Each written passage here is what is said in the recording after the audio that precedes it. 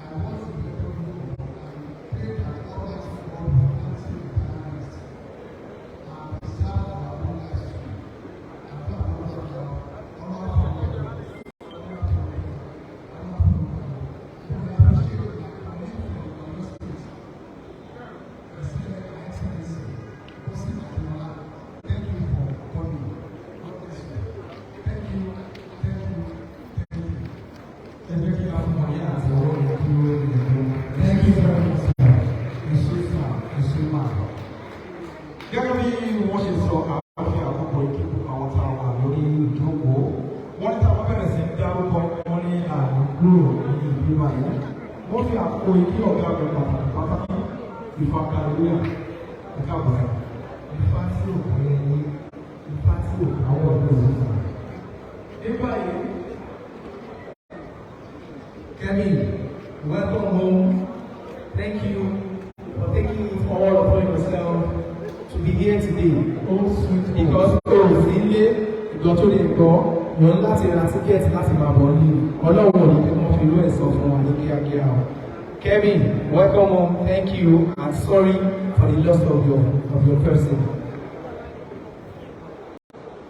After the àkókò ìpè Flatwood Film Production for their first performance, musical for performance one man call. Flatwood Film Production ìlú kan wọ́n tó fún ọjà ìránṣẹ́. While we are waiting for Flatwood Film Production, Arif Authority,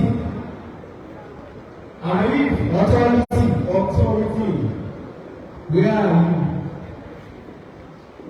Arif Authority, tàbá fún ẹ̀ náà ló dé ibi kíkà mọ̀ lọ́dà gbogbo ẹ̀kọ́ náà sọ̀rọ̀. Iṣẹ́ olúwa kò sẹ́ni tó iṣẹ́ olúwa ló ká máa lọ.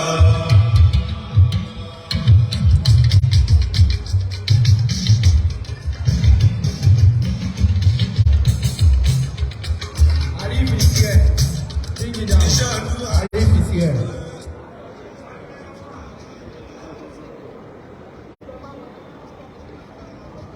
No problem. DJ, let's go. Iṣẹ́ olúwa kò sẹ́ni tó iṣẹ́ olúwa ló ká máa lọ.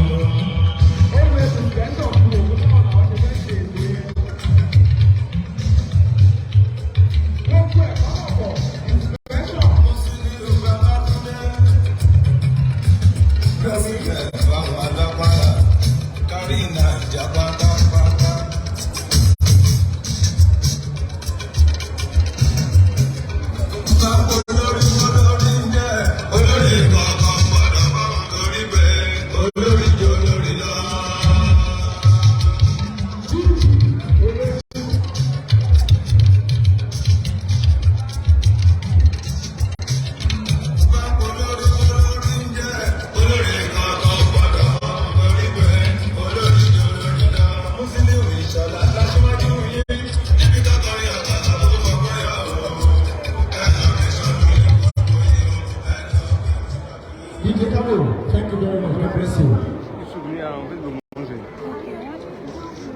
Come on, Flatwood Film Production. Ṣetán fún ìṣẹ́jú méjì sí mẹ́ta ní fẹ́fẹ́ àkókò ìgbẹ́ àti rí dáadáa ọmọ Yorùbá níjẹ̀bú Tóyọ̀sí Adésànyà fún bí wọ́n ṣe jẹ́ bí wọ́n ṣe súnmọ́ wọn tó báwo ni mannerism wọn báwo ni coloration wọn ṣe jẹ́ elérò bros ẹ máa fún ọ ní àtẹ́wọ́ Tóyọ̀sí Adésànyà. Èmi Ọláwálé wá fi ọmọ Afọlábí. Èmi ò kí ń sọ̀rọ̀ kí n má jèrè. Èmi ò kí ń tajà láì kábàdà. Èmi ò kí ń dáwọ́ lé ẹ̀kọ́ kí n má láṣeyọrí. Bẹ́ẹ̀ lè mi ò kí ń tẹ̀lé nísà.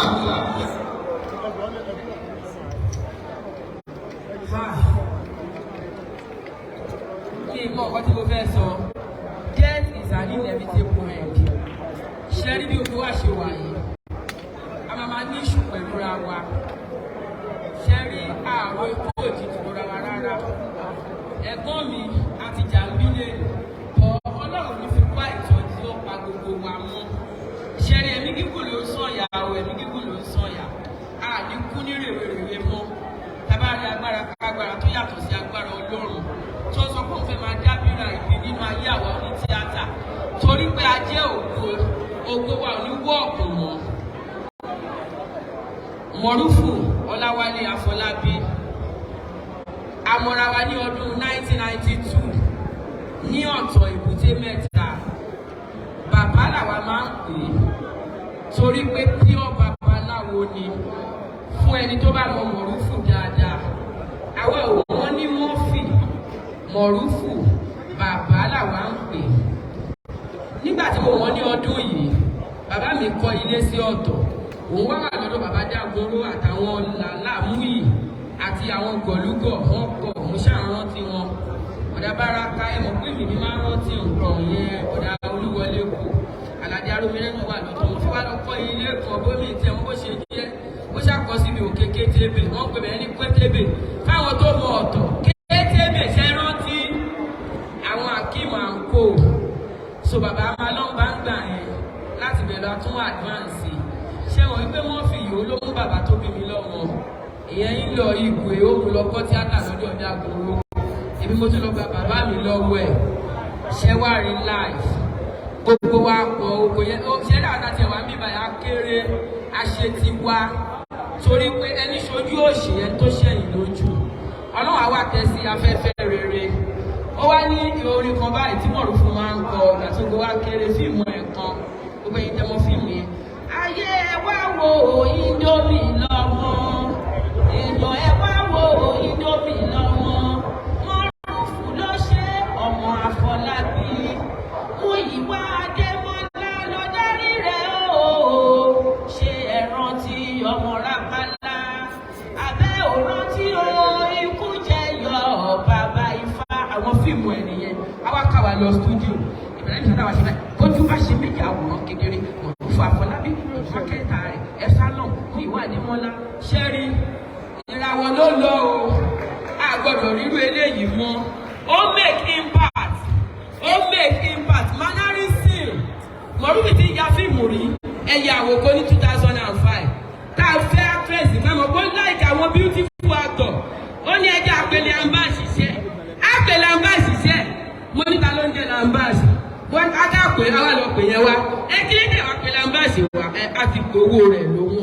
Èló ni ó gbà 250,000. Á sọ èyí ọ̀kan rẹ̀ wá ní.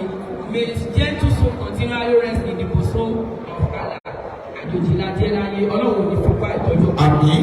Àmín. Àdàbọ̀ sítórì púpọ̀ lẹ́ nípa wọn. Gan tí àtẹ̀tí lè sọ Thank tán. you so much. Thank you so much, my sister. Lásìkò yìí, ẹ jẹ́ kí a fi àkókò welcome náà. Okay, Láìdé Ìnàgbèrin, aláṣà ibi ọ̀gá wa. Yes, yes. Ọ̀gá wa pàtàkì. Bẹ́ẹ̀ni, ojú ọ̀sà ìmọ̀fólókò. Tí òdú ògbọ́dọ̀ mọ̀ fólókò. Bẹ́sẹ̀ sọ́sọ́ mi ni mò ń dá padà fún yín. Ẹ jẹ́ ká sáré pé the first interim president of TAMPAN worldwide. Ọmọọba senator honorable ọ̀gbẹ́ni YSL Yemi Sholade. A round of applause for our brother and our boss. Mi ò gbọ́ ẹ. Mo ti gbọ́ ẹ sí, mo ti gbọ́ ẹ dáadáa. TAMPAN success. Mo kí gbogbo wa, a kú ọ̀rẹ́ yẹn. Ọdún àjùmọ̀ síra. Ọ̀rọ̀ mi ò ní pọ̀ púpọ̀ fẹ́ sọ̀gbà tí mo ní Murphy Afọlábí Kẹ́hìndé. Ó dàbí oṣù kẹjọ nínú ọdún tó kọjá ni. A wà ní Ẹdẹ, iṣẹ́ kan lànà ọ̀ṣẹ́ tó bá wà ní àwọn tí.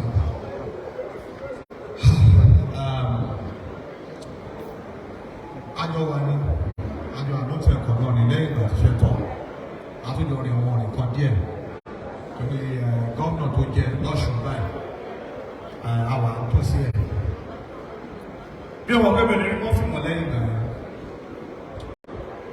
Mo bá alájọṣepọ̀ professionally no doubt. Àwọn iṣẹ́ tí mo bá ṣe, àwọn iṣẹ́ tó stand out ni. I really enjoyed working with him.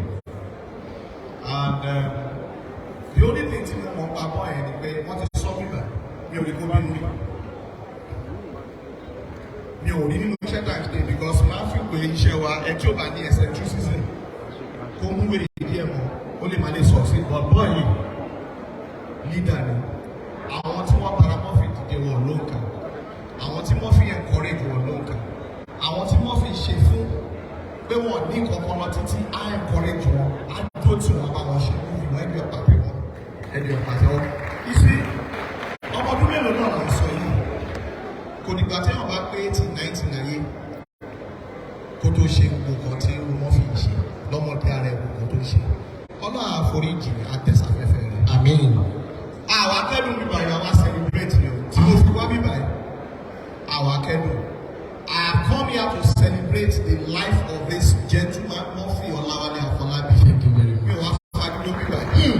Ó wá yẹ sí mi. Ó ti fi kú ṣàgbà mi. Murphy òkú o. Tó bá dọ̀lẹ̀ ẹ̀rí lórí ẹ̀rẹ́ lórí díẹ̀ sí mi. Yes. Àwa ò kì í kú. Bẹ́ẹ̀ni òṣèré òsínmi ni.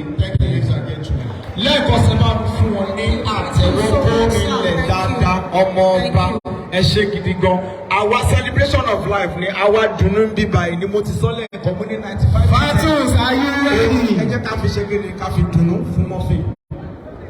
ní àárín wa ní bíbá yìí náà a fẹ́ ṣe àkọlé ìyá wa oríkì ayọ̀ ewébí Ayọ̀ ọmọ ewébí ẹ ṣe ẹkú ìdìbò bẹ́ẹ̀ náà ni àwọn olórin ẹ̀sìn Islamic singers àti.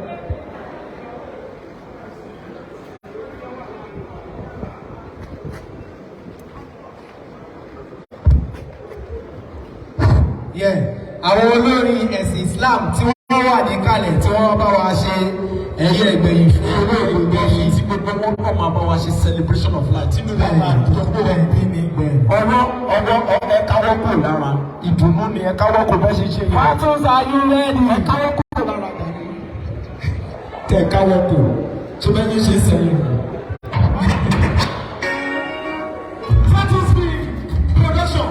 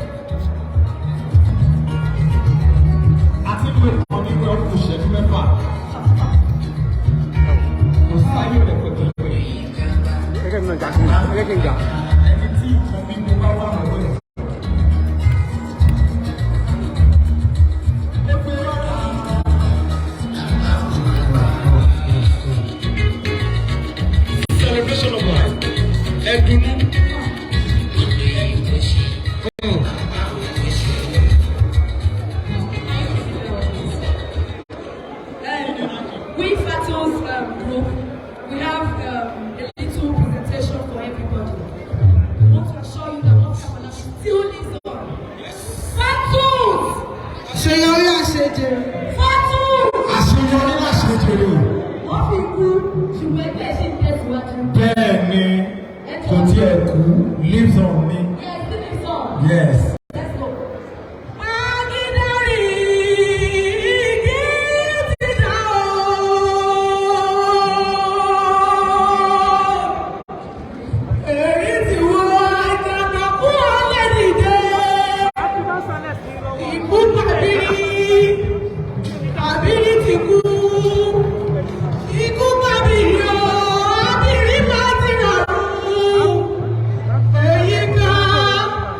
Yeah.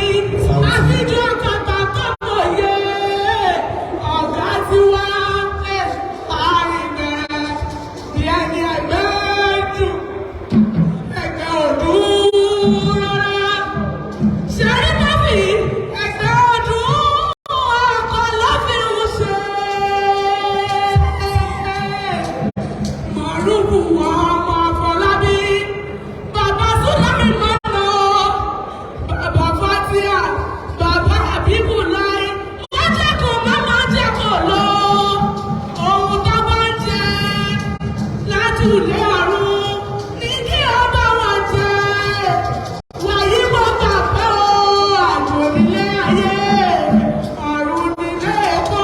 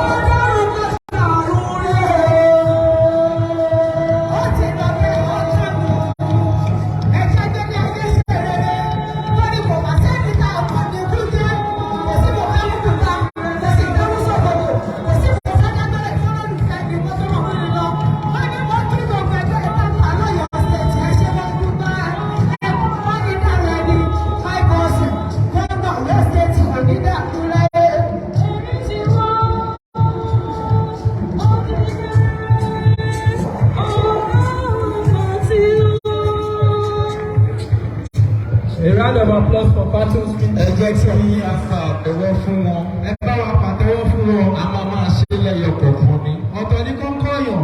Bẹ́ẹ̀ ni. Ọ̀tọ̀ ní kéèyàn gbẹ̀kọ̀. Lágbára Ọlọ́run ní lójú tó ọ̀gá yìí. Àmín. Ní báyìí Lásìkò yìí, gẹ́gẹ́ bí a ṣe jẹ́ kí ó di mímọ̀ fún gbogbo wa tẹ́lẹ̀tẹ́lẹ̀ yìí pé a ní ìyá wa lórí kókó yìí ẹ̀sùn mọ̀ wọn bí. bẹ́ẹ̀ ni Alákẹ́. Pẹ̀lú ìtàn Adédoyin. Má fàájú wo mo ti ní kó jẹ́ kí kékeré increase ẹ̀ ní celebration of life. Ó dùn mí, ó dùn ẹ́. Àmọ́ I want to see you smiling. Nílùú, thank you.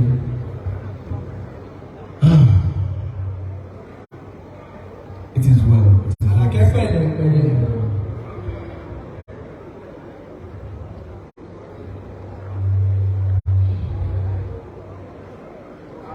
It's a difficult one. But it's very difficult one. Eléyìí tó ṣe wọ́n bá ní èèyàn jẹ́ sọ̀rọ̀sọ̀rọ̀ bẹ́ẹ̀ ni sọ̀rọ̀sọ̀rọ̀ ni wá. Àmọ́ kì í ṣe bí ti kí a máa ṣe ìdárò ara wa ní báyìí. Àmọ́ ta ni wá láti bí Ọlọ́run? Ta ni wá láti béèrè lọ́wọ́ ẹni tó lẹ́kùn ló dá wa? Ẹni tó mọ̀ wá, tó mọ̀ wá. Ó dùn gbogbo wa lóòótọ́. Because tabaníkà wò ó, kò bá jẹ́ nǹkan tá a dùn mọ́ mi nínú. Bóyá pé wọ́n fi pè mí wípé Adédoyin 50th birthday mi á wù mí kó kópa nínú ẹ̀, á wù mí kó jẹ́ ẹni tá a ṣe atọ́kùn ẹ̀. Ìdùnnú àtayọ̀ ni màá fi gbé microphone dání nítorí pé ibi tá a bá ti ń ṣe dáadáa táláyọ̀ ti ń yọ̀ tó níjọ́ ti ń jó ibẹ̀ ló máa ń wù mí láti wọ̀. Àmọ́ ta ni wá láti béèrè lọ́dọ̀ náà? Kò sí. Òkú sunkún òkú mi o.